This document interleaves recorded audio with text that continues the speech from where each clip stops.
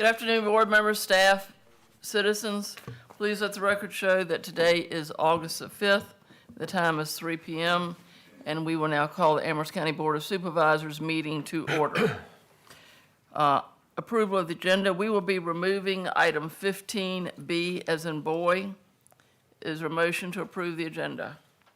So Motion on the floor. All in favor say aye. Aye. Opposed, no. The agenda is now approved. We'll move on to the invocation of the pledge. Mr. Pugh will lead us in the pledge, and Mr. Wade will lead us in the invocation. Let's pray. Dear Lord, we come to you today to give you thanks for this beautiful weather you've given us, Lord. We ask your guidance as we take on the matters of the county tonight. We ask your hand over our law enforcement and emergency service personnel, Lord, and just let your will be done. In Jesus' name, amen. Amen. I pledge allegiance to the flag of the United States of America and to the republic for which it stands, one nation, under God, indivisible, with liberty and justice for all. Thank you, gentlemen. We will now move on to citizen comment. We've got one individual that signed up, and that's Mr. John A. Marks. Please give us your name and your district, please.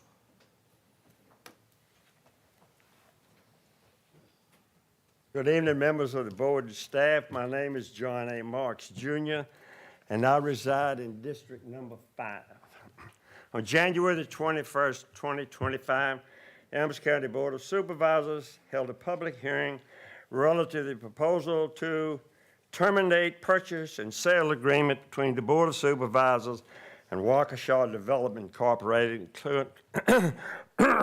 regarding Winton Country Club. After the public hearing was closed by motion of Chair Tucker, quote, "The board tabled the matter for a future meeting as soon as possible when all members are present and have sought outside counsel to review the current and proposed contracts," end of quote. I see that item 15A of the closed session on today's agenda deals with legal counsel retained by the Board of Supervisors regarding the Winton property. I believe that one would reasonably assume that this deals with the commitment made during the public hearing on January the 21st, 2025. If so, this leads me to question if the Board of Supervisors has the privilege of using a closed session regarding this matter. The commitment made at the January 21st, 2025 public hearing by the Board of Supervisors motion was to table the matter and obtain legal counsel. That action committed the legal counsel recommendation to become a part of the public hearing, and as such be presented at a public hearing.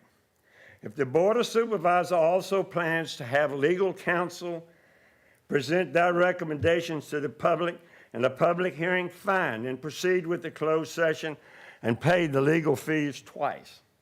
If that is not the case, I believe the Board of Supervisors is abusing the closed session privilege. I cannot speak for the citizens of Amherst County, but I am not interested in what the Board of Supervisors believes that the legal counsel has told them in closed session. I want to hear it from the legal counsel as committed to in the January 21st, 2025 motion by the Board of Supervisors. That is what the Board of Supervisors committed to the citizens of Amherst County as to the handling of this matter. Do the right thing. Remove this matter from today's agenda and place it on the agenda for the next meeting when working citizens can attend. Then take the matter from the table where you placed it, as required by Robert's Rule of Order, and have the legal counsel make its presentation so that it becomes a part of the public hearing as you committed.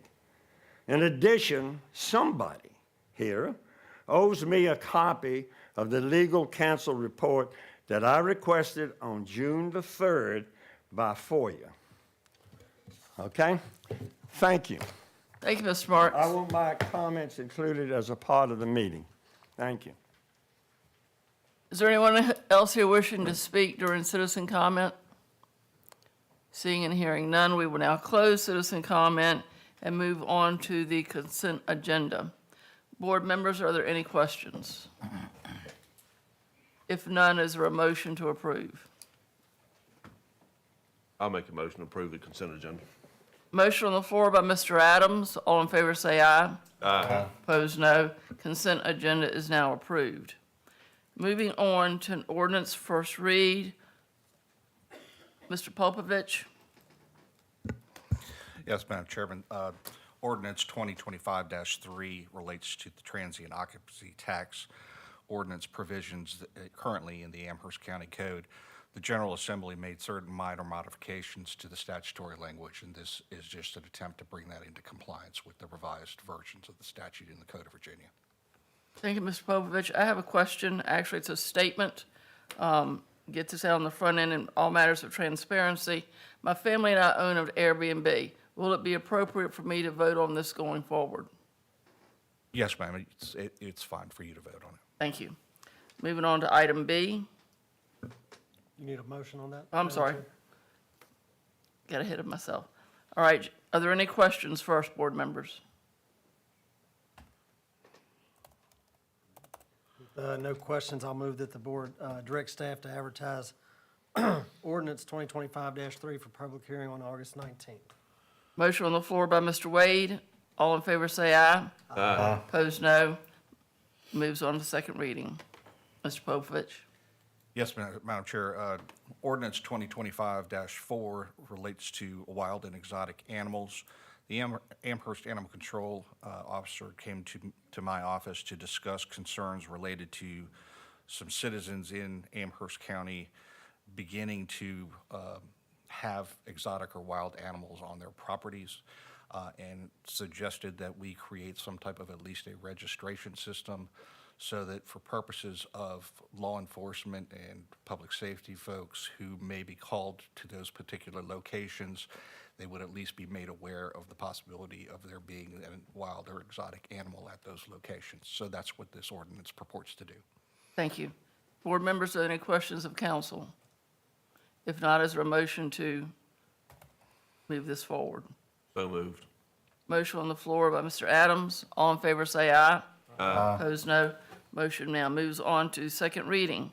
Special presentations, CIP amendment, Victoria Drive. Mr. Creasy. Madam Chair, Board, good to see you all today. In the spring of this year, you all as a board approved an amendment to the fiscal year 25 CIP list to include the upgrade of Victoria Drive to state standards through VDOT's revenue share program. At that time, VDOT provided us a project cost of $447,818.87, and the 50% match the county would have to contribute or was added to your fiscal year 25 CIP was $223,909.44. Since then, staff has worked with VDOT to submit a pre-application for the project, and the total cost for the project is now $523,364, and the required 50% match is $261,682. In addition, despite being included in last year's CIP, VDOT has voiced that the application will have stronger merits if also included in this fiscal year CIP list. So that's why staff is before you today with this request. If the board intends to approve the CIP addition, staff intends to bring forth a special taxing district ordinance in the coming months so that the county has the means to recoup the matching funds. A signed petition from 84% of the residents that would be affected by the special taxing district is attached, as well as the CIP for last year, fiscal year 25, and for this year, CIP fiscal year 26 to 2030. So staff does not necessarily need direction from the board today. However, we will need direction after your September 2nd meeting. However, if you so wish to make a motion today that gives staff more time to submit an application, for the revenue share application. So this request is to amend the fiscal year 26 CIP to include the 50% match of $261,682 required under the Virginia Department of Transportation's revenue share program for the upgrade of Victoria Drive. Do you all have any questions for this item? Madam Chair. Yes, sir, Mr. Wade. One question. Since the cost did go up, the petition was signed before we found out about the cost increase. Do we need to take this back to the homeowners? So my understanding, the petition that was brought before them, I don't believe listed a number. I'll have to double check. I'm not entirely sure. I don't believe it listed a number, so I don't believe so. But that may be a question for our county attorney, Mr. Popovich. I certainly do not recall off the top of my head whether a number was specifically on that petition or not. It's not, I'm looking at it. I'm looking right now, too. I don't see an actual number on it. So if there's no definitive number indicated on there, I think you can proceed. And also, for a point of clarification, that petition is actually not needed for any of these two items. That petition would be needed if we move forward with the special taxing district. So this is to amend the CIP to include it. The next item before you is a resolution with VDOT. VDOT does not care how the county pays for it. The special taxing district is how the county will pay for it, and that's when that petition will come into place. However, staff wanted to bring this to you now as property owners have already signed that petition. Thank you. Thank you, Mr. Creasy. Any further questions? I do, Madam Chair.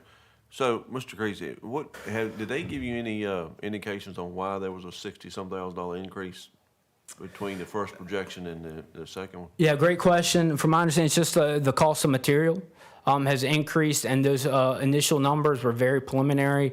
Since then, we've submitted a full-on application through VDOT's process, which gets more stakeholders involved, and that's when they've brought forth this number to me.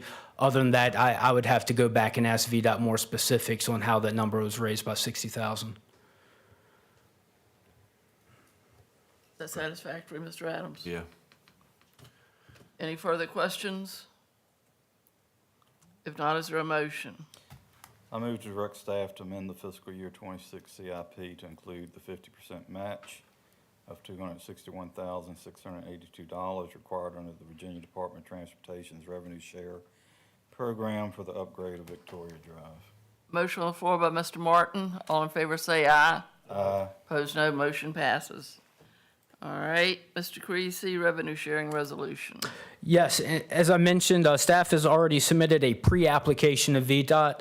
Now in order to submit the final application, which is due September 15th of this year, the attached resolution would need to be approved by the Board of Supervisors. What the resolution does, it says that the board is willing to put up that 50% match. Yes, in theory, it does commit you to those funds. And talking with VDOT, if you're approved and you don't want to put up those funds, you as the board can choose not to move forward with it. However, this resolution is a boilerplate requirement through the revenue share process. So in order to submit that final application, we would need this to be approved by you all.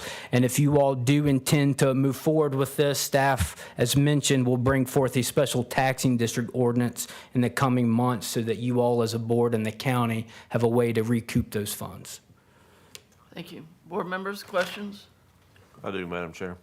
So on this, and this may be a question for Ms. McBride, but this $261,000, if this thing proceeds forward, is this something we will have to maintain or keep in an escrow to where it's basically protected, for lack of better words, for VDOT's purpose? I think. You would pay it up front. Yeah. So my understanding, the way it would work, Mr. Adams, is we would pay that up front, and then the special taxing district is how we recoup it Okay. over time. And the project, they're slated not to start they're like 3 and 4 years down the road. The initial date of when you would have to provide those funds to VDOT, I'm not sure of. I can get that number for you all. But you wouldn't even know if the project was approved from VDOT until spring of 2026. And then from there, I believe it's another 3 to 4 years out till that project even begins. So I want to follow up on Mr. Adams' question. So are those funds encumbered through this whole? That's period what of I'm time? getting at. If it's a 4-year lead time, right, we're not gonna pay that money up front waiting for the project to be started in 4 years, correct? So that $261,000 would have, is it committed? And it has to sit there to be untouched? It's committed in your CIP, if you add it to it. So it's committed after your action at the first item. Whether you actually go into contract with VDOT is a later decision, but you're kind of holding that out right now.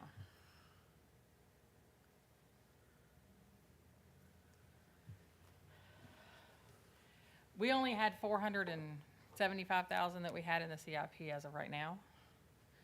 You all will readdress this in the fall for the rest of the list, once I have numbers for you. I thought it was more than 475. I thought it was in the $600-some thousand range that we had committed for CIP. It was 2 475 out of the projects general plus the fund. reassessment. It was Right. 475,000 out of the general fund for Uh-huh. reassessment, and for the courthouse, Right. the ambulance comes out of future fund.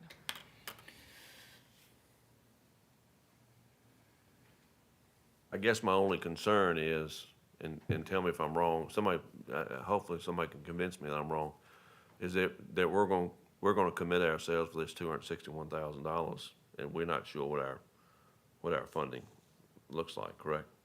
Is that a fair assessment? That was part of what we were going to bring back in September. That's a fair assessment.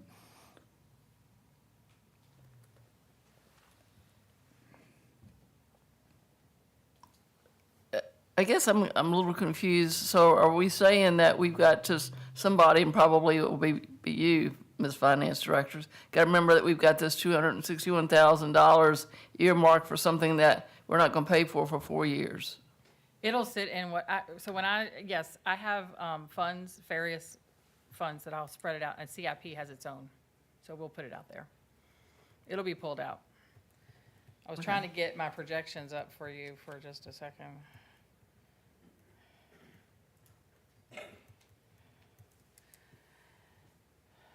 So right now, Mr. Adams, my projection is between future fund and general fund is about $8.7 million.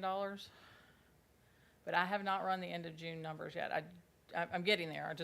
I'm waiting on the state to give me my accruals for the year.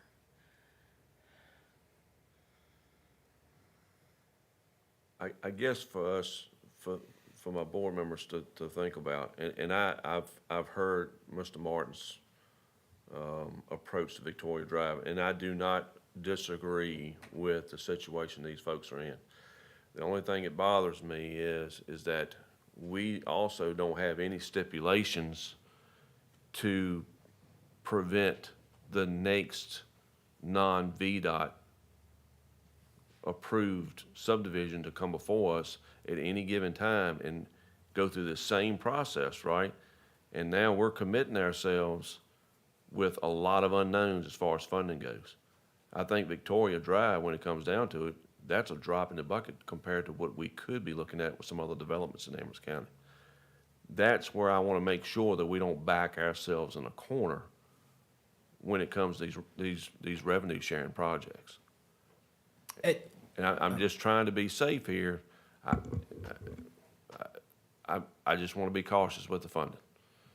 And I would just say, just top of my head, just thinking, this was directed by you all as a board for staff to apply for this revenue share. If citizens wanted the county to apply, I believe this would be something that we bring back to you all as a board, and you would have to give direction to staff. I don't know if we need to write that into ordinance, but just be a common process that the county takes for these. And so that way you all as a board have complete control on if staff applies for these applications. Yeah, and Mr. Adams, I understand what you're saying. I think that when we first started discussing this, it was going to be on as county finances allow. Sure. What I would recommend that we consider, and I think we can discuss it further, is that as the funds are starting to be repaid, that we put it into some type of a revolving fund, that as it builds back up, we could look at other ones. But I just think this is a very kind of innovative approach to fix these issues in our county. And we know that they're all over the place, and we can't fix all of them at once, but it's a step in the right direction. You're right, we will be having to at least commit the funds for 4 years, or at least know that they're there. That's part of the process with VDOT. They're not gonna, allow us to really apply or be awarded the revenue share funds without it. So it's just part of the process. And I think it's the right thing to do. I think that's part of government's function, is to help our citizens when, quite frankly, it's situations we allowed to occur in the past. Yes. That we shouldn't have. And moving forward, aren't allowed to happen anymore, correct? Correct. No further, Madam Chair. All right, gentlemen, is there a motion? I move to approve resolution number 2025-9-R. Motion on the floor by Mr. Martin. All in favor say aye. Aye. Opposed, no. Motion passes. Thank you. All right, next we've got appropriation of school capital improvement plan. We have a representative from the school here, I believe.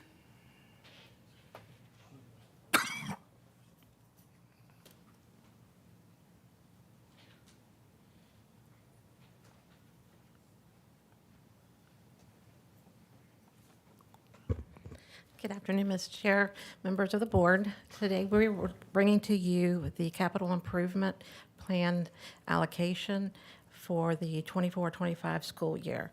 The request is for $2,561,321 to be allocated. A portion of that, a good portion of that, the $2,039,929 of that number is actually the one-time state construction funds that we received in the 22-23 school year, and we had until the end of the 24-25 school year to pay that down. And in your agenda, it lists the projects that we had proposed. In hindsight now, some of the projects did push into July or August, so we will not be spending the whole amount, but at the time of the appropriation that went to our board, we were on target to spend this money. Do you have any questions? Board members? Madam Chair. Yes, sir. So Kim, on this, you're saying, so out of the 2.561 million, you already had 2,039,000 from the construction fund? So am I understanding that right? Yes, we had, back in the 22-23 school year, when we had the return of the excess funds of the fund balance that goes back to the county, that included that one-time state construction money of just over $2 million, with the stipulation that we had to hold that and spend it, and we had until the end of the 24-25 school year to spend that. So of that 2.5, 2 million, over 2 million of that is those states' funds. Okay. So the other 400-some thousand roughly is just regular carryover funds? Yes, sir, Carry that's forward, correct. carry Yes. forward. Okay. Any further questions? Is there a motion? So moved, Madam Chair. Motion on the floor by Mr. Adams. All in favor say aye. Aye. Opposed, no. Motion passes. Thank you very much. Thank you, board. All right, next we've got Ms. Spires Conservation easement request. Tyler? Yes, Madam Chair. In December of 2017, Amherst County accepted a perpetual open space easement from Ms. Deborah Spire. The easement encompasses approximately 489.483 acres and is identified as a slew of tax map numbers that staff is not going to regurgitate at this time. In May of this year, Ms. Deborah Spire purchased tax parcels 13B, 18A, and 18B, which have a total area of 28.9 acres. She is requesting that Amherst County include the additional acreage in the existing open space easement. And if you'd like, my apologies, I did not have this up, but I will pull this up on the GIS so that you all have the idea of where this is located. In addition to that, the existing open space perpetual easement that the county maintains should be included in your board packet, in case you have questions regarding that. So here is the property in question, 745 Lexington Turnpike, which is lot 13B. Then we have 18B, which is right here, and then 18A. Here is the property currently in an easement. These properties here, not there, but also down here, and down here. So it's sort of just encompassing this sort of pie-shaped area right here to an existing open space easement. Staff brought in the county attorney to look at the existing easement. After speaking with him, we believe we can amend the existing open space easement to include these 3 additional parcels if you all as a board so choose to accept it. And Ms. Deborah Spire is also here in case that you have any questions for her. Thank you, Tyler. Any questions, board members?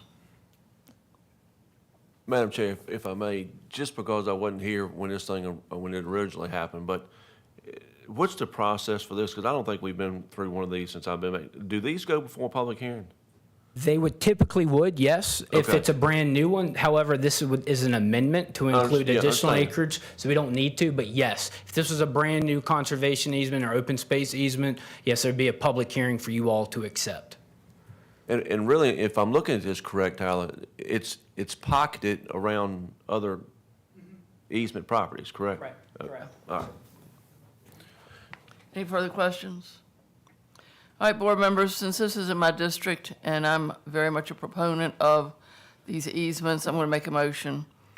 I move that the Board of Supervisors accept the additional parcels 81A, 13B, 81A, 18A, and 81A, 18B to be added to the existing open space easement and direct the county administrator and county attorney to work with Ms. Deborah Spire in recording the amended deed of easement. Motion on the floor, all in favor say aye. Aye. Opposed, no. Motion passes. Thank you, Ms. Spire. Thank you. What'd you say? Yes. Oh, yes, absolutely. Oh, no, Thank you you. gotta sit here with the rest of them. All right, moving on to the Analog Commerce Center slope easement vacation.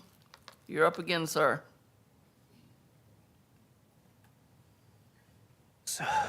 During the development of the Amelon Commerce Center, a slope easement was dedicated to Amherst County for the maintenance of the right-of-way, specifically Amherst, or Amelon Center Parkway, which is before you on the screen, which is the main entranceway from Route 130 or Amelon Expressway. And then East Progress Lane, there was also a slope easement there. The plat depicting this easement can be found within your packet. Over the past 2 years, the lot on which the easement sits has been graded by the Economic Development Authority to the extent that the easement is no longer necessary. The lot in question is currently in the development phases for new civil drawings for a new industrial building, and the end user would like this easement vacated. Since easements and roads are dedicated to the county and then VDOT maintains them, in order to get rid of this easement, it must come before you all as a board, in which you could instruct the county administrator to sign the attached easement plat. Do you have any questions for staff? Board members? So, Mr. Tyler, how much right-of-way will be left outside of the pavement width? Outside of the pavement width, I would have to pull up the plat.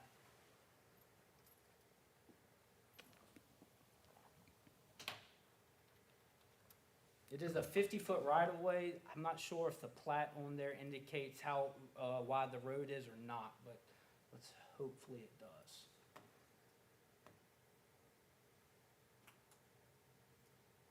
That's fine. So the slope easement is in addition to the 50-foot? Correct, yes. It's already a 60-foot public right-of-way, and so this is an additional land that was All right, dedicated. thank to the you so county. much. Yeah. Yes. Any further questions? Is there a motion? I'll move that the board allow the county administrator to sign the plat as discussed. Motion on the floor by Mr. Wade. All in favor say aye. Aye. Opposed, no. Motion passes. All right, Mr. Creasy, Goodyear Drive, probably murdered that word, but Goyer, that's correct. No, you're Got it right. right, okay. It's French. It's French. Sounds like a cheese. So during the development of Goyer Drive, a 50-foot right-of-way with a cul-de-sac was dedicated to Amherst County in Plat Cabinet 1, Slide 28D. The reconfiguration before you, with a revision date of September 10th, 2018, established the boundaries of that 50-foot right-of-way. The owner of 233 Goyer Drive, in which the parcel and where the 50-foot right-of-way is situated, wishes to vacate this easement with the hope of pursuing a variance from the Board of Zoning Appeals to allow several accessory structures within their front yard. This was sent off to VDOT because staff had concerns if this was still needed. It is not needed by VDOT at all, and staff's thought process when Goyer Drive was first established was that it was not going to loop back around. I'm in the wrong spot. So here's Goyer, and so the cul-de-sac is here. And staff's thought when it was first developed is that it was a single stretch of road with a cul-de-sac for individuals to turn around. However, it's since been developed, and now there's a loop for Goyer Drive so they can come back around and exit off to 29 Business. So that cul-de-sac is roughly in this general area that was established during the creation of the road. And VDOT has no need for this area. And since VDOT maintains this area, staff is in line with VDOT's recommendation that we believe this easement can be vacated. Any questions, board members?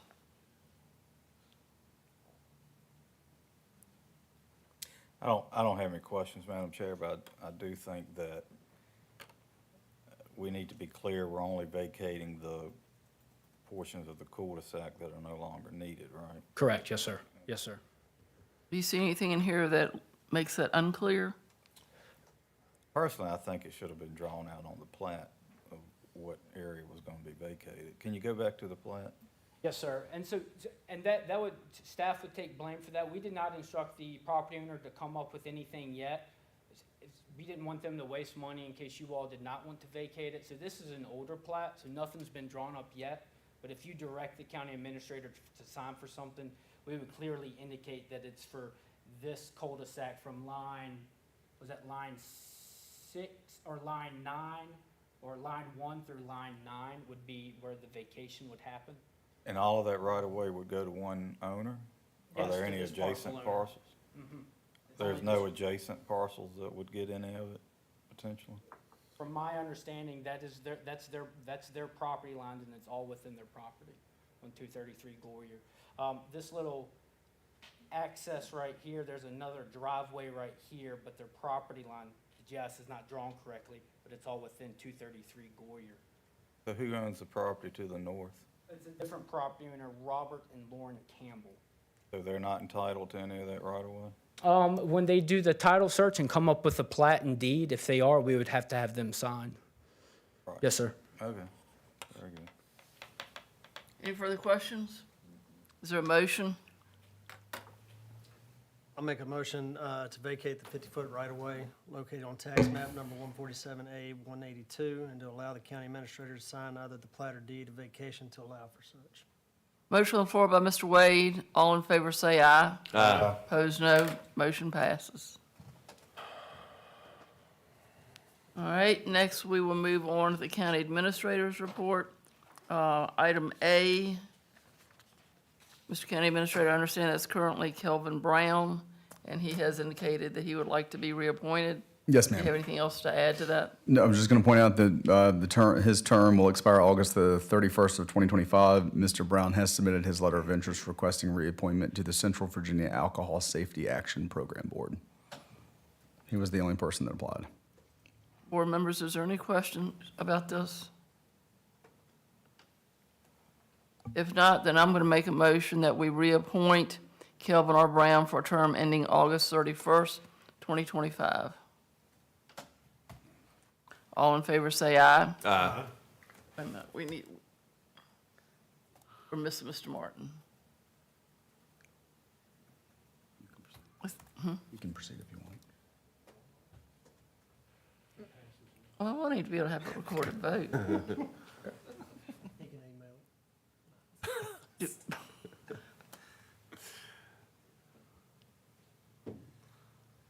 Let's give Mr. Martin a couple minutes.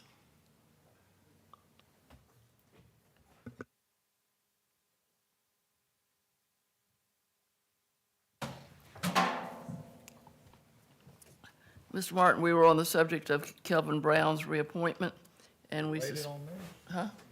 How nice. You are quite welcome. I figured this was something that you thought important. Yes, I do. All right. Motion on the floor to reappoint Mr. Kelvin Brown. All in favor say aye. Aye. Opposed, no. Give Mr. Brown the good news. All right, next we will move on to Planning Commission vacancy. We have two people who have applied, and they're both here today, and we have questions that we will ask of both parties. Ms. Gamble, since you are the current holder of that position, you will go first. And Ms. Schoening, if you could just wait outside, that would be great.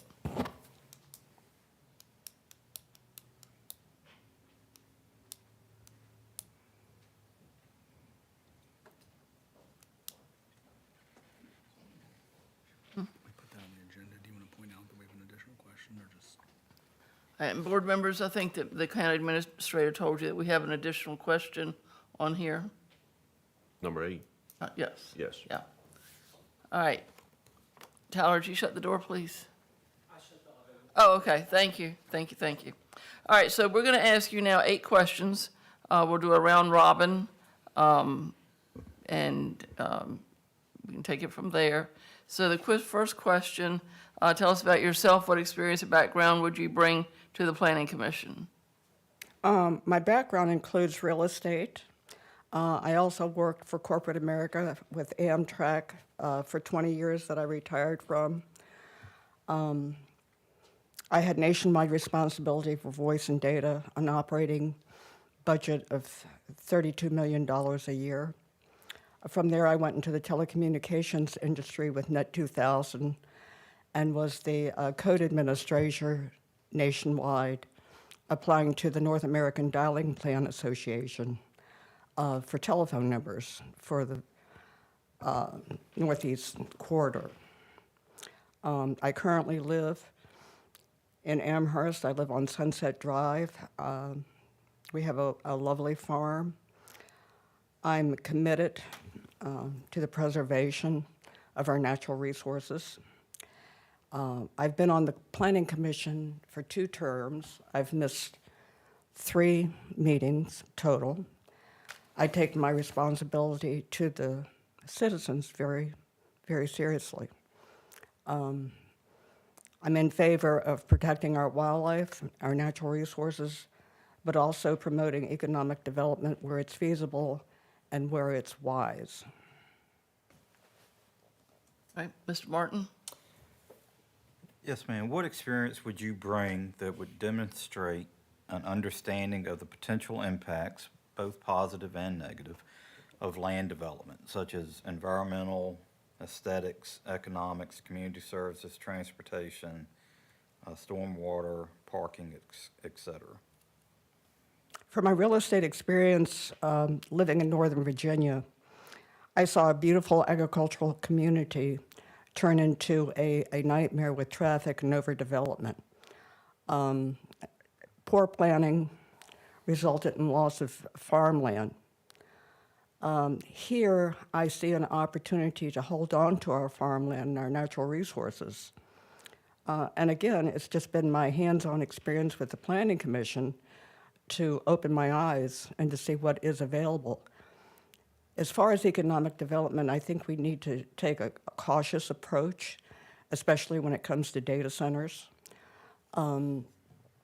Just the volume of water alone, water is not a recurring resource.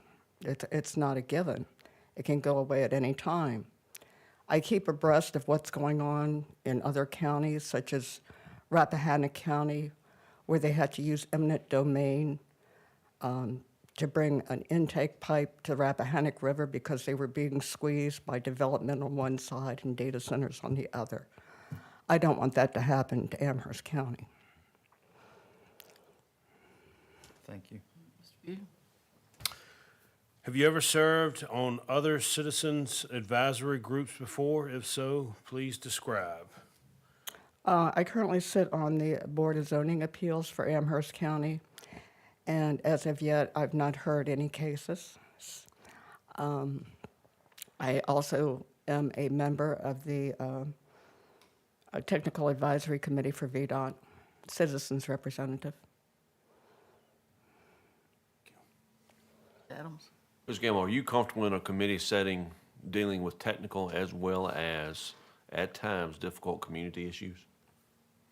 Could you repeat that, please? Yes, ma'am.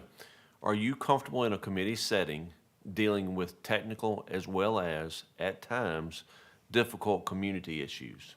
Absolutely.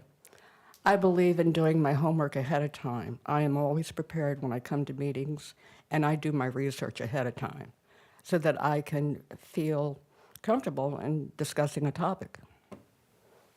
Thank you, ma'am. All righty, ma'am. Are you able to see both sides of a proposal before making a judgment on its merits? And if so, can you provide some experience where you've had to do that?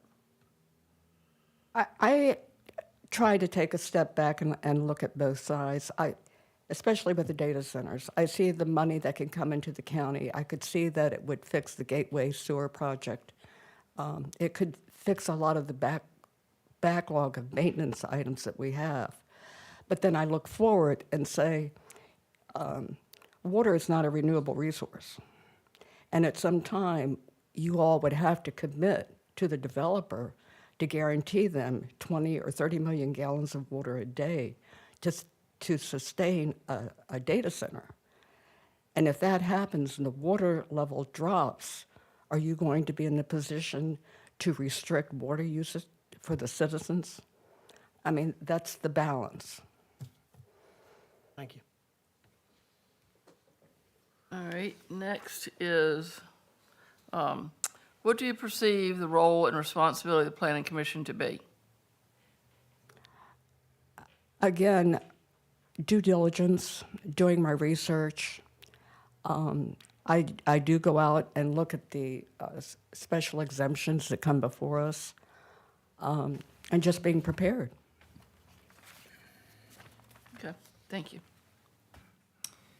So what motivated you to apply for the Planning Commission again? And what do you hope to accomplish by your participation? What motivated me to apply for the Planning Commission is I care about this community and the citizens and the future of Amherst County.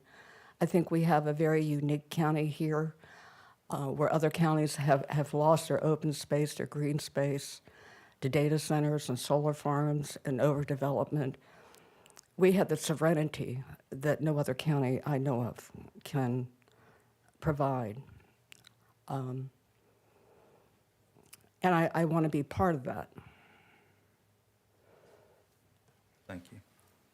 All right, this is the final question. How do you see going forward with new technology to ensure we are in a position to progress and not regress?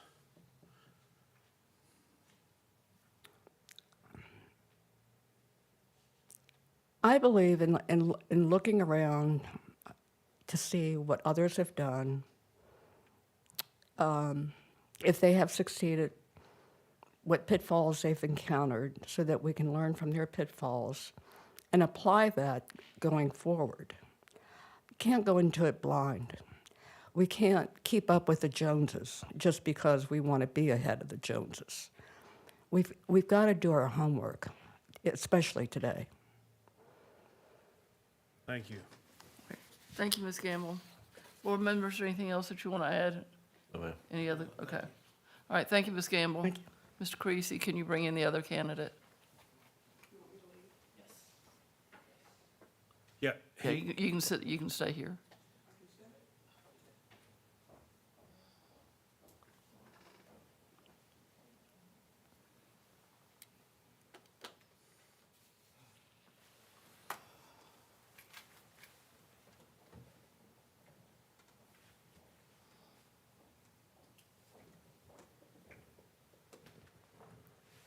Hi, Ms. Schoening. We are going to do a round-robin approach here. We will ask you 8 questions. Take your time, answer them, and then we'll move on to the next one. Sounds good. Ready? Okay. First question, please tell us about yourself and what experiences or background would you bring to the Planning Commission? So I grew up here in Amherst County on a cattle farm down 60 East. Would wake up at 5 a.m. in the morning and go out and feed the baby cows. And I really value the agricultural nature of Amherst County, and that's one of the reasons that I've chosen to live here as an adult. So after graduating from UVA, I moved back here. I majored in business at UVA at the McIntyre School of Commerce, studied finance and marketing, and worked at Genworth Financial for about 4 years, did capacity management, which probably most of you won't know what it is, but I built a small team there and that helped to run the phone lines, basically. So I feel that I have valuable experience from working at Genworth, a large corporation, a lot of communication and working as part of a team. And then following that, I went to work with our family business, which is Swiss-Mason, Virginia. So I've been there for about 12, 13 years now, helping run the company. So that's kind of my professional experience. Thank you. So what experience would you bring that would demonstrate an understanding of the potential impacts, both positive and negative, of land development, such as environmental impacts, aesthetics, economics, community services, transportation, stormwater drainage, parking, et cetera? So basically land development impacts. Right, yep. So while at UVA, I actually almost majored in environmental science because that's an area that I really enjoyed. So I took quite a few classes there in environmental science, and it's something that really interests me.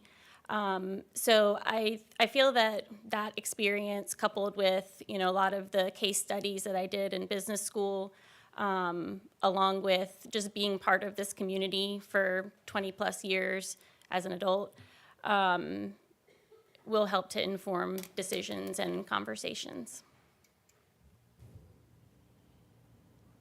All right. Have you ever served on another citizens advisory group before? If so, could you please describe? Sure. So I kind of have my hand in a lot of different things.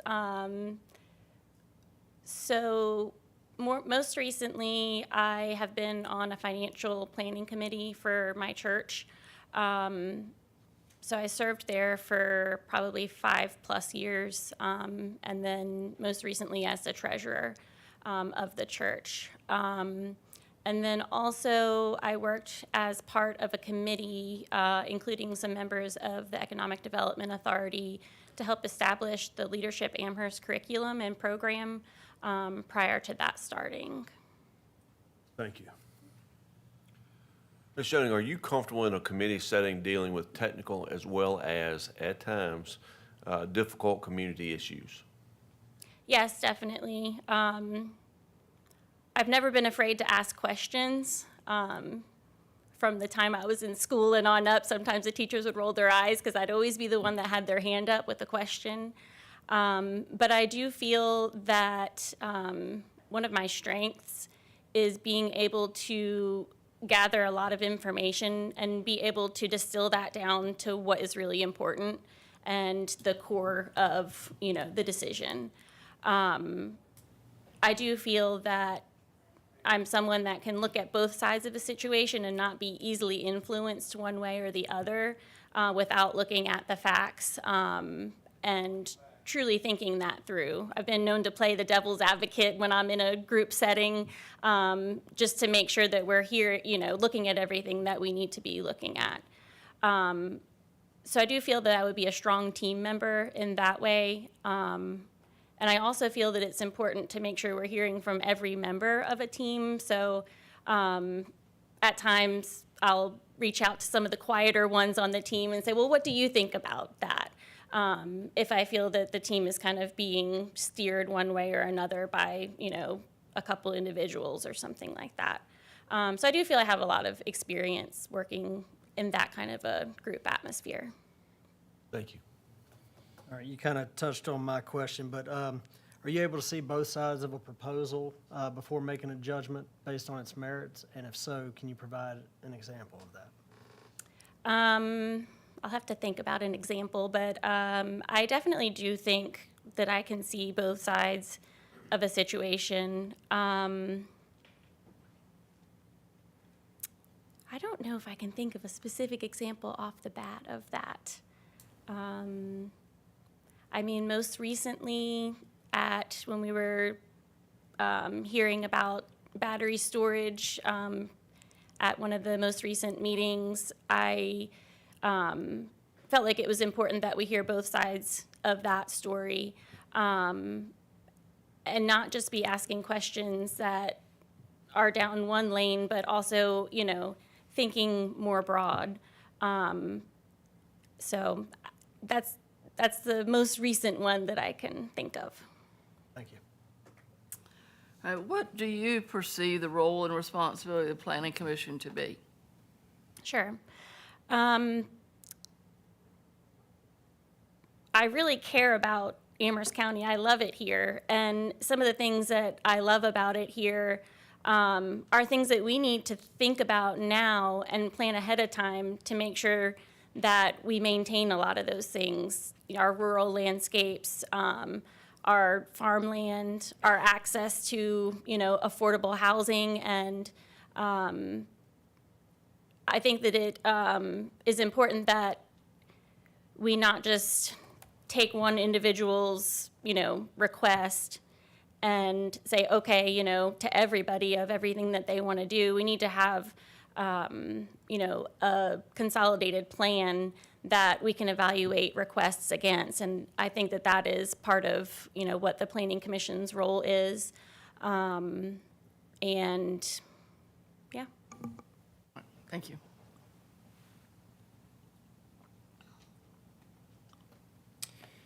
So what motivated you to apply for the Planning Commission, and what do you hope to accomplish by your participation? Sure. So I've been interested in, I guess, county government for a while now.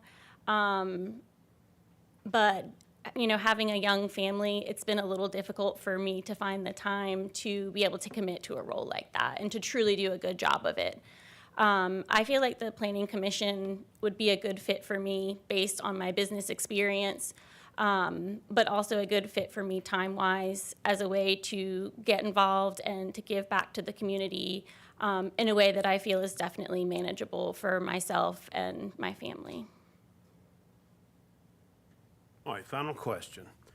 How do you see going forward with new technology to ensure we are in a position to progress and not regress? New technology is any specific type of technology that you have in mind? Just general. Okay. So, I know that internet access has been a big thing lately that we're trying to extend throughout the county. And the importance of that is obvious as more and more people work from home and schooling as well, So that kind of technology, and then just making sure that we keep up with the standards for infrastructure, for, water and sewer or any other types of community planning, technology that there could be, just making sure that we stay abreast of any possible improvements. Thank you. All right, that's all the questions that we have for you now. Thank you very much. We appreciate it. Okay, thank you. All right, board members, it's obvious that we've got two extremely qualified candidates here. Are there any other questions, anything else that you'd like to dig deeper into?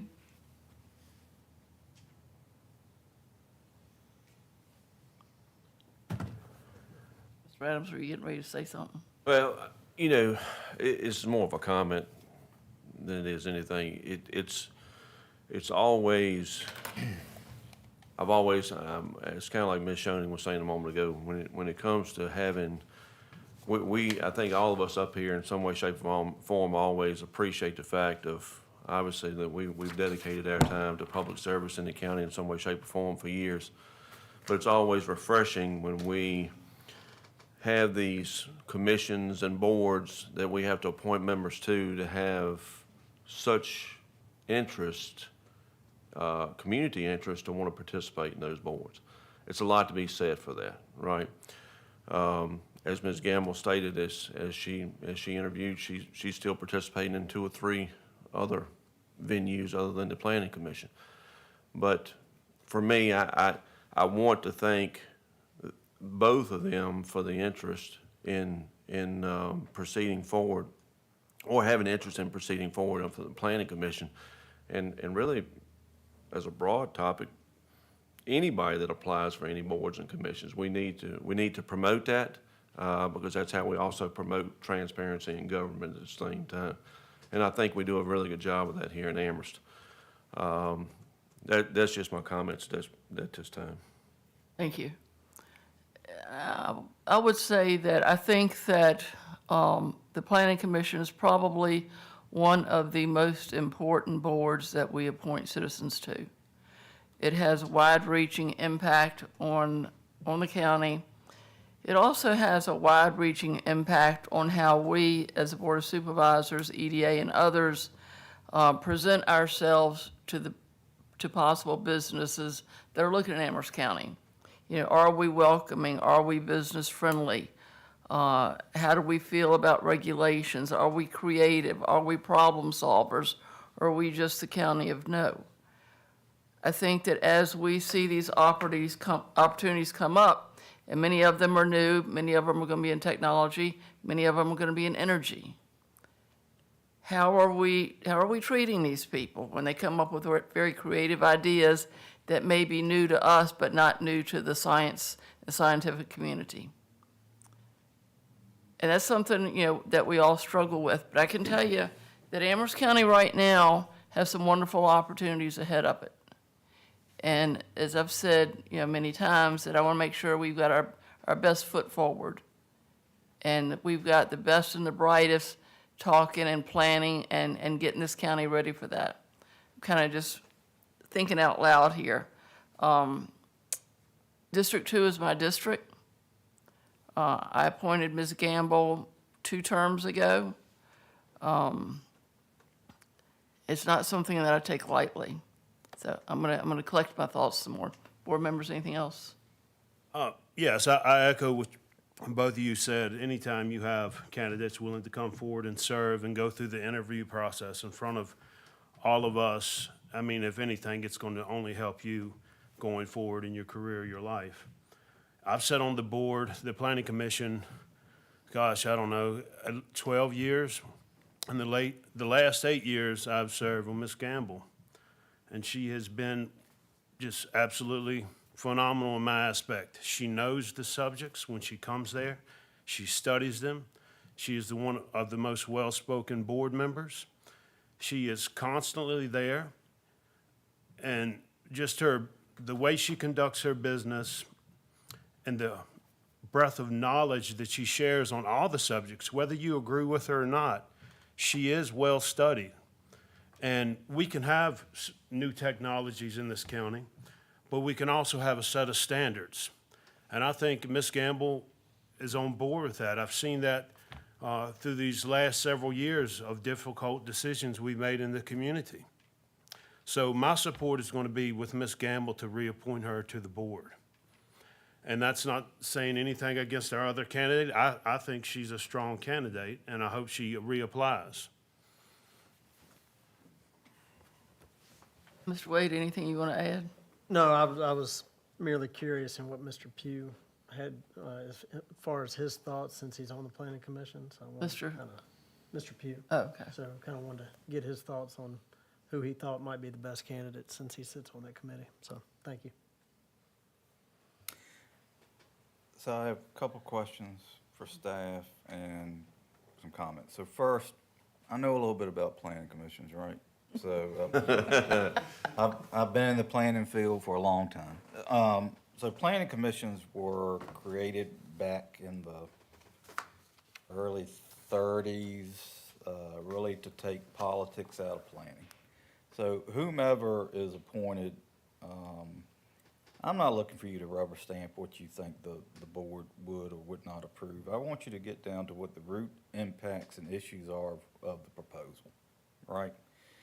And do what's best for the county regardless of politics. Because I always say I'm not a politician, but I understand politics, right? That's me. So question is, the BZA, I know Ms. Gamble says she hasn't met yet. Do they not meet, or Tyler to the rescue? Yes, we actually met in July, and we elected our chair and our vice chair. We have not had a case, however, we do anticipate a case for that Goyer Drive here in the coming months for some accessory structures in the front yard. But since we got rid of that 200-foot setback from the National Forest, we haven't had any variances come through. The latest one came through was down on the river, which was denied a few years ago. We typically try and work with property owners to find another way around because it's very tough to find a good BZA case that you believe you could potentially win. So we work with those property owners to find other routes, but we do anticipate a few in the coming months. So the BZA is going to meet. Yes, they will meet. They met in just this past month, and will probably meet in October for a case. Okay, and my next question, I guess this is, so Michael Martineau? Is he here? He is not. He was, we were instructed not to let him know because he was the at-large position. No one else ran for the at-large spot. Okay, so this, I'm just asking because I ask, you never know what's gonna come out my mouth. But anyway, so I know we have these two nice women that both are more than adequately their ability to do it. They applied for District 2. And we've got this gentleman that reapplied to be the at-large, right? Nothing's to say that we couldn't take one of those two and appoint them to the at-large, is it? Correct. So why did we not interview Michael Martineau? That's a great question. I'll jump in. I know Ms. Schoening applied specifically in her letter for District 2. We could go that route. That's a good point. That is an option. It is an option. Okay. Just asking. Thank you. So are you saying not I'd like appoint to hear Ms. for all Ms. three of them, yes. Okay, okay. I'd be on board with that as well. Yeah, that's actually, it's a really good idea, Tom. Ms. Tucker, if I will, these appointments aren't up until August 31st, so if the board does choose to go that route, we could bring Mr. Martineau in for the next meeting, because we do have until August 31st. Ms. Martin, would you like to put that in the form of a motion? Make a motion that we table this until August what? 19th. August 19th, and request Mr. Michael Martineau. Martineau to come and, we ask him these same questions. All right, motion on the floor. All in favor, say aye. Aye. Opposed, no. Motion passes. Again, I Thank you can't, both very much. I'm sorry? I said thank you both very much. Yeah, thank you both so much for coming. Y'all are just excellent candidates. Excellent. So, appreciate it. Moving on.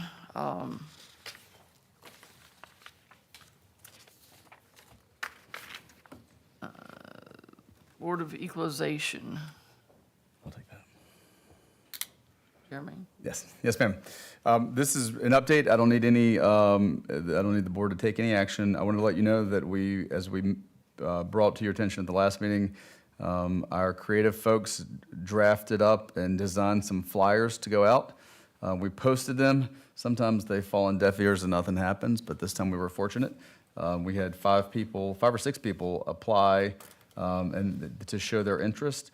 I will let you know, and we'll give you all those people as time comes closer, but I just want to make you aware, at your next meeting, we'll be looking for a decision. So I'll share with you all of the people that have applied for this position so far. We'll continue to advertise it over the next coming weeks. Weren't we supposed to provide you names? You can provide names, but at next meeting, we're going to ask you for a decision. So if you have names, that would. Kenneth Campbell. Kenneth Campbell. He suckered me into this. I'm returning the favor. Well, And he would qualify based on He his. agreed to it. Yes, he did. Okay, all right, yes. Does anyone else have names? We can also reach out to I them. have asked a number of people, and I don't have any takers. Any other names? We can certainly reach out to Mr. Campbell. But we were fortunate the flyer did drum up some good business, some good folks that applied that look like they're mostly qualified. So that was just an update, and we'll also make sure we include Kenneth Campbell on that list. All right. Thank you, Ms. Bryant. County Attorney? I have nothing at this time. Thank you. All right, liaison and committee reports, Mr. Adams. Really nothing of any substance, and I'll tag Chief Beam as well. I don't really think we have anything of profoundness that we need to address from emergency service accounts. Okay, thank you. Recreation, Parks, and Tourism, Mr. Nixon?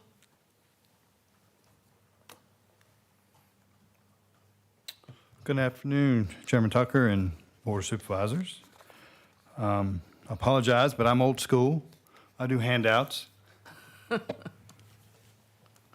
I'm old school, that's the way I like to get information. Thank you. Yeah, my first computer class in college was basic computers. I thought I could handle that and didn't realize it was a programming class. So I got out of it pretty quick. Just want to give you a little update on the department. Recreation and Tourism and Cultural Development is alive and well in Amherst County. We try to provide programs and activities for very small children to our senior adults with a lot of different services, classes, programs, and special events. I'm not going to go through all of these, but our sports and athletics, we had 3,081 participants this past year, fiscal year, that we provided services to. And one of our programs that we offer that really stands out is the Bedrock Church Sports Camp, which we had out at Coolwell. It's at the end of June. This is the second year we did it with Bedrock Church. We co-sponsor it with them. It is a free camp, and we utilize all the space there at Coolwell, the basketball court, soccer fields, the baseball, softball, even the amphitheater and the trails that are there. Last year, we had just over 100 participants. This year, we had almost 240 participants, so more than doubled. Very good camp. They did add cheerleading, and they added flag football. Of course, they did basketball, baseball, softball, and soccer. Very good camp. Our senior adults, we do a lot with our seniors. We have our senior sites. One of the things that has been a hit is our bocce ball court that was put in. We actually got a grant for that and was built by staff. And the seniors love it. They get out and play it when it's a nice day. They haven't too much with the heat, but hopefully with this cool weather, they'll get out and play some more. Our classes that we offer, one of the things we did, we co-sponsored with Second Stage and offered a Donna Meeks art camp that I think had almost 30 students in it this summer. And, you know, we're trying to really work hard to co-sponsor things with other organizations and pool our resources. And that was a really nice camp that we did. Our outdoor programs, we had 103 participants, and we have a program on there called Woodland Rambles. And Elizabeth Parr, who used to work for our department, well, actually still does part-time. She does our pickup soccer on Tuesday evenings for us. But she came to me and had a group of folks that wanted to do this, what they called Woodland Rambles.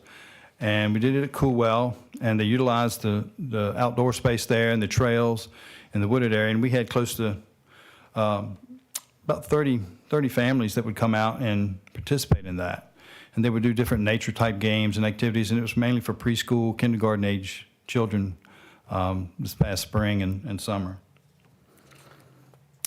Our special events, we're trying to grow some of those and doing some nice things there. One of the things that we did this year, we went in with Sweetbriar. They came to us and asked for some assistance and help with the Amherst County Day, and we helped guide them and give them some good advice. And they put on a great day, great event, and we were part of that, and it was just really great. We actually did our Easter egg hunt out there, had over 250 kids looking for Easter eggs out there on the campus, and it was just a great event. This past year, we actually did 20 special event permits. Regina Rice works on those and gets those folks to make sure their events are run smoothly, they're run within code, they're done on a safe manner that follows our policies and procedures, and help. Sometimes they don't realize some of the things they need to worry about in terms of parking and picking up trash and those type of things.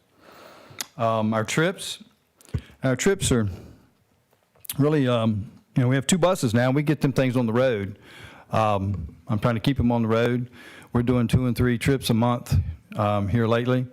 In fact, 2 of our biggest trips are to Danville, to the Caesars, and to Rosie's in Vinton. We actually, the last week of, I guess 2 weeks ago, last week of July, we had a trip on Monday the 21st. Our senior group went, and Regina put together a trip, and we had 2 bus loads go on the 24th of July to Rosie's. Now, we actually had one gentleman win $3,000. Of course, I told him I had to get 10% of the winnings, but anyway, that was just a bad joke.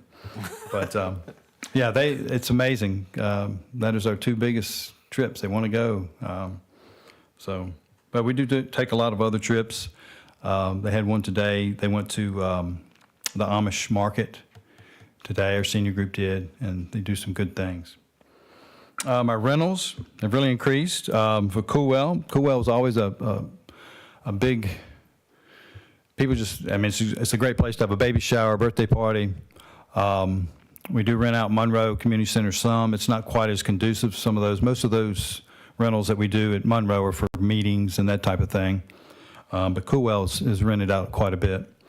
And it's if we had a bigger space, we could do a whole lot more.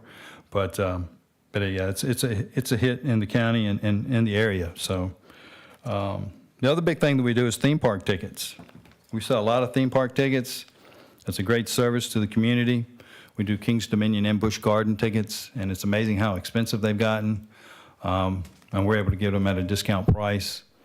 And people come from all over, different places. There was a time Nelson County wasn't selling them, nor some of the other counties, but now they've started selling them now too. So, we still sell quite a few of those. And lastly, our night fishing permits have really increased. Our park attendants has actually been trying to promote that a little bit out there while they're out there picking up trash and doing the other things that they do out at Mill Creek. And so we've gotten a lot more night fishing permits, and that's a good thing. So our total program participants for the past year was 12,628, and our total revenues was $92,482. And we hope to continue to grow that. My big motto is I'd rather have quality programs versus quantity, and I'd rather have people wanting to come back for those programs. I'd rather have a few good ones versus a whole lot of ones where they don't want to come back. But we have added a lot more programs, more camps, more special events and those type things. If you go on, look down at our parks, Seminole Park, our most recent park that we opened, our ribbon cutting was October 15th this past year.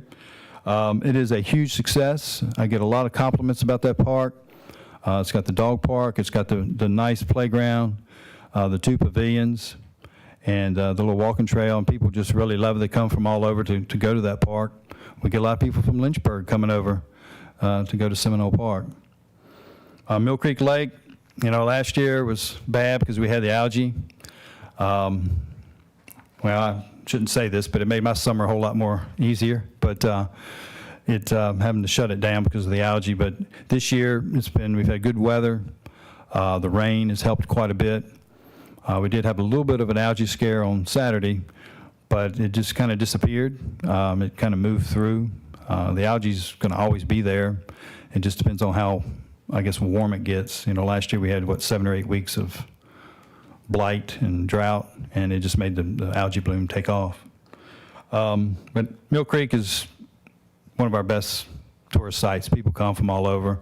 I go out there all the time and I ask people, where are you from? And very few from Amherst, to be honest with you. There's a lot from outside the county. So hopefully they're spending money and stopping at convenience stores or maybe stopping and getting something to eat, that type of thing. Coolwell Park, as I mentioned, the bocce ball court, we got the AARP grant and built that last year, finished it up in around the middle of December.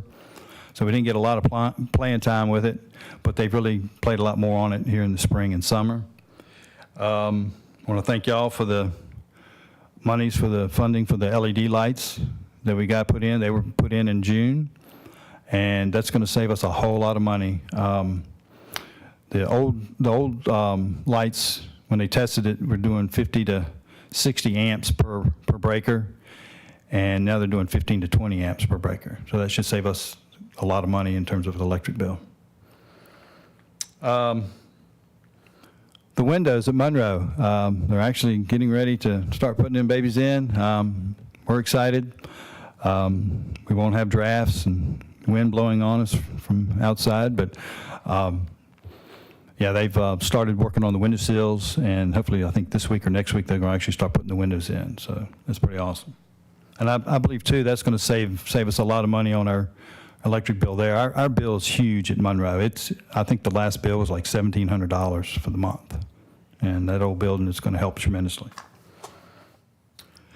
Our department master plan. It was asked when it was approved back in April, you know, how are we going to, you know, what's going to happen now? Well, we've created a park committee for the Kilgore Community Park. That was first on the priority list of the master plan. And we're putting in the processes and the resources and the funding hopefully available to try to get some of this developed. We're creating a plan for that park that hopefully we can get it done within the next couple of years. Well, tourism. Tourism, we had 1,102 visitors visit the visitor center last year. We really need to try to get that up. One way is just going to be just marketing the county. We really need to try to market the county more. I met with a gentleman last week about that, ways we can do that, different things we can do. But on our website, we had 27,956 unique visitors. That means 27,956 people actually came and looked at our website over the year. And those same visitors looked at 76,952 pages. They viewed that many pages on the website. So hopefully we can get that up as we continue to market the county. We have some great venues. We have the rivers. We have the lakes. We have the parks. We have so many things that we can offer, and we just need to be able to market those to the public and those outside of Amherst County to bring them in. And our goal right now, future plans, is just really to look at that master plan and try to develop that master plan as best we can, put the things in place, the funding, resources, grants, anything, any way that we can get that master plan developed and done.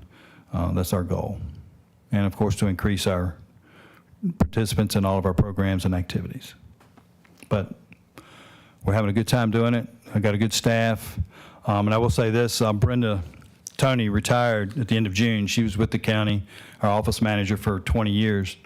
And we've hired Dawn Smith. I don't know if y'all know Dawn or not, but she is the, I guess, general manager of the Amherst Wolverines. And she is doing an excellent job. She started July 1st, and she's going to be a true asset to our department. So, any questions? I don't have a question, I have a statement, and a thank you. The lake days down at Mill Creek Lake a couple weeks ago were a spectacular success. Oh, the day in the park? Yeah. Yes. And I got so much good feedback from that. And you all cleaned up, and There was one sign that was left on 778 for 2 days, and I just went and saw it, and that afternoon it was up. Yeah, that's my 'Cause I was fault. gonna go back and pick it up, but it was gone. No, it's So my Randy, fault. y'all did a fabulous job. Thank you, and please thank your team for us. Yeah, well, it was more than me. Jeremy Lombardo's group got the park looking really good.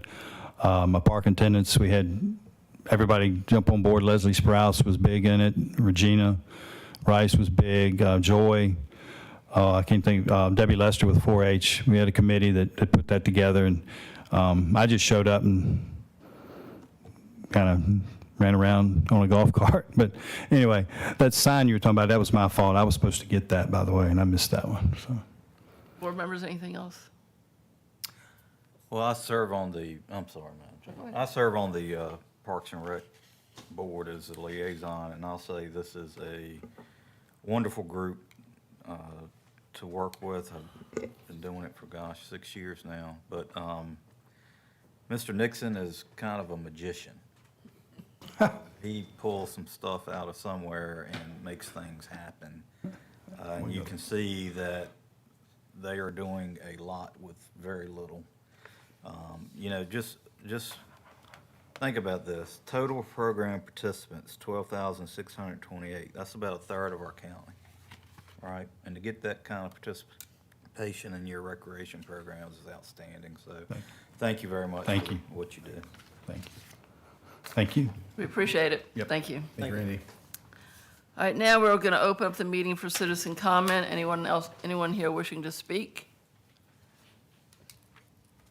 Seeing and hearing none, we will now close citizen comments and move on to matters from the board. Mr. Wade, Nothing tonight, ma'am.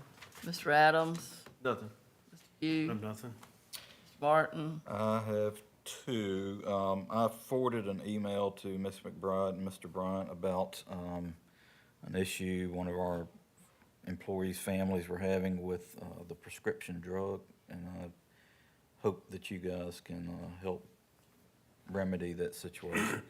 And the other is, the volunteer fire service has had a rough couple weeks. We lost Chief Trenton Ritchie on July the 27th, and his funeral was Saturday. But that was a man that had really dedicated his entire life to, well, he had served in the Marine Corps, but then he served with the Amherst Fire Department from 1991 to 2016 when he retired. So if you would keep his family in your prayers. So other than that, good to go. thank you. All right, and I don't have anything, so we will now enter into closed session. Mr. Wade, Yeah, I'll make a motion that the board enter into closed session for the limited purpose of consultation with legal counsel retained by the board regarding specific legal matters requiring the provision of legal advice by such counsel related to the Winton property pursuant to Section 2.2, 3711A8 of the Code of Virginia, and a closed session for the limited purpose of consultation with legal counsel retained by the board pertaining to actual litigation where such consultation in open meeting would adversely affect the litigating posture of the board related to the Fisher property pursuant to Section 2.2, 3711A7 of the Code of Virginia. motion on the floor. All in favor, say aye. Aye. Opposed, no. We will now go into closed session.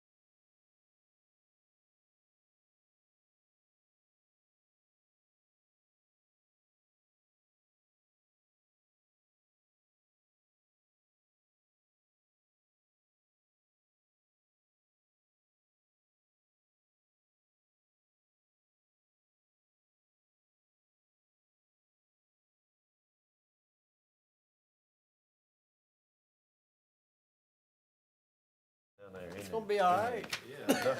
Stink. Yeah, that was her.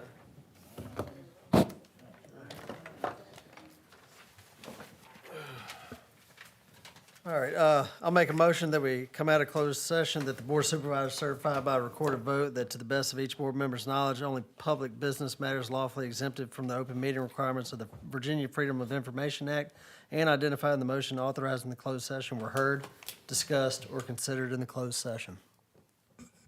Before all in favor say aye. Opposed, no. Must be a voice vote, doesn't it? Yeah, I think it's gotta be a roll call vote, right? All right, now we're gonna have a voice vote. Mr. Wade? Aye. Mr. Adams? Aye. Mr. Pugh? Aye. Mr. Martin? Aye. Ms. Tucker? Aye. Unanimous.